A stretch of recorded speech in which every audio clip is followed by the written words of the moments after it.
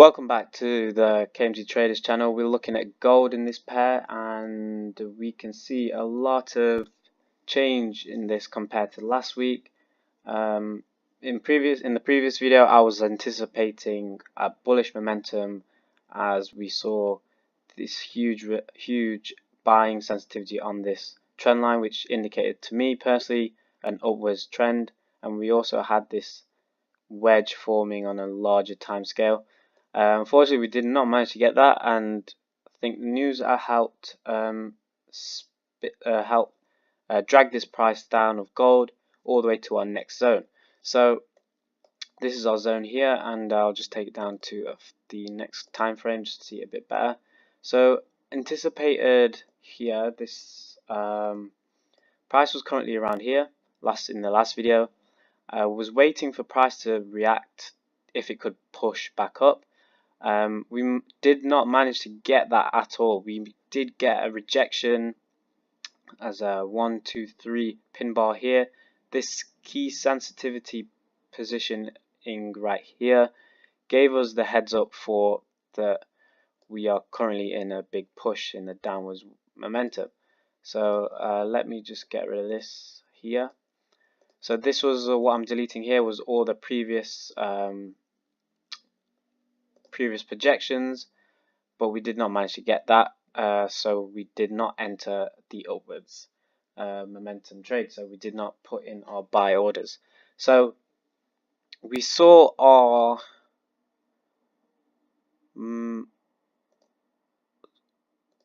pin bar rejection here and a lot of sensitivity here, which gave us an indication that we was on a downwards momentum.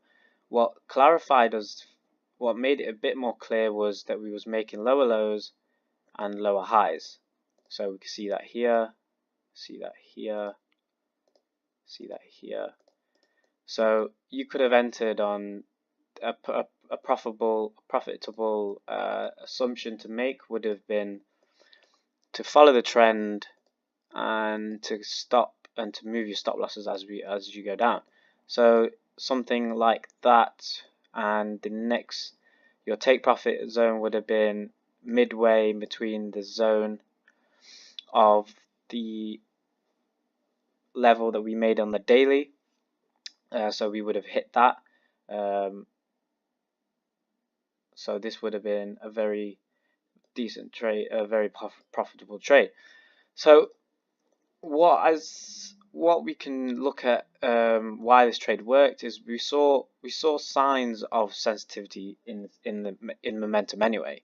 So we got the first initial push, and this is more significant when we see a push downwards because we have a trend line on a higher time frame.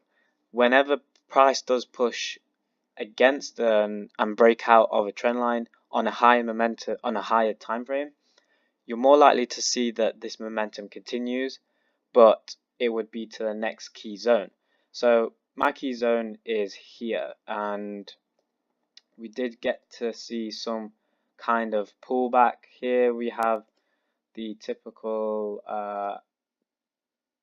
formations forming here, so we get our little retest. If this does continue upwards, this could be a head and shoulders pattern. However, we just have to wait for price to break upwards. So if you know how to trade them patterns, then it is I'll be looking out for that. For those who not quite sure, I personally wait for the second retest, as personally back trading head and shoulders has resulted in a lot of breakouts, so false breakouts. So that means where price skyrockets upwards and downwards, so trapping all retail traders because the actual momentum and the move was in another direction. So this has triggered a lot of stop losses before. So correcting this method, I always wait for more confluences to occur. So if a head and shoulders pattern did form, would wait for price to push up further above this. It must definitely be above the previous shoulders here, and we would wait for the retest here, and then we would enter if price broke above that. That would, to me, indicate momentum upwards, and take profits would be to the next key level or trend line, depending on your preference. So waiting for this to happen, we just have to wait for momentum to carry on forward. We do have still movement here. This is due to the bank holiday weekend. Obviously this influences the volume in trading, so therefore we can't take this move,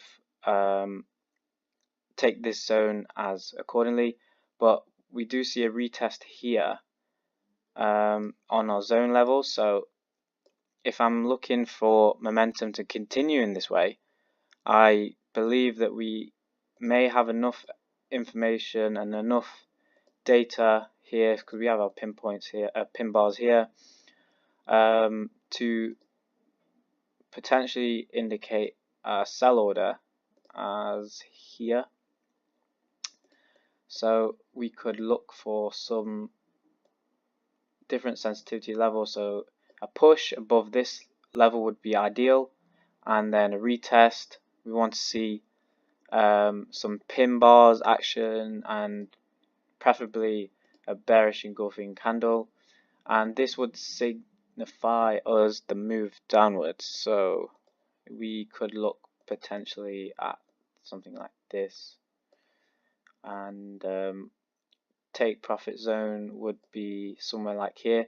But I always would want to, whenever a projection like this is made where the take profit is really big, I always just start taking away profit regardless, even if so something like that. And I always move the take profit zone towards the lowest high as momentum goes down. So the lowest momentum high would be here, here, and here. So if I had a trade, so if this trade was up here, and I entered here, somewhere like this, for example, my stop loss would be there, and as you can see, price was unable to get back up to that. So and we continue downwards. So this is how I take my take profit zone with gold. Gold to me is a lot more influenced on how US dollar operates. So be attentive to the news of the US dollar, and watch out for high sensitivity news, as it can cause a breakout false moves and a lot of momentum change. So with this week, I'm just going to hope that price does manage to push down our zone and suppress this level here. So if we do get a close above here, this would be ideal. So that would be one step of a confirmation.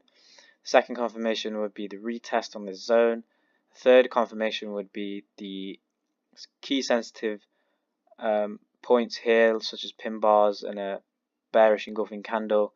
And due to the zone level here, it gives me more confluences to presume that we could be in a downwards momentum, as we currently are as of now. We have not suppressed the previous high as of far, apart from this is nearly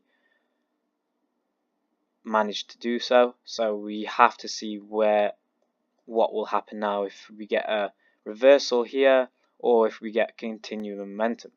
So be careful on where you put your orders for this week, and wait for some definite signs of momentum in this little zone, in this area here, before you start making your assumptions. So have a look at your own analysis before you trade. Don't blindly just put your own trades in just because of what I said. You need to make sure that your key entry points are perfect, and risk management is always needs to always be measured first. So yeah, so that's my analysis for this week, and we'll see what happens next week. So thank you very much for listening, and we'll catch you in the next video.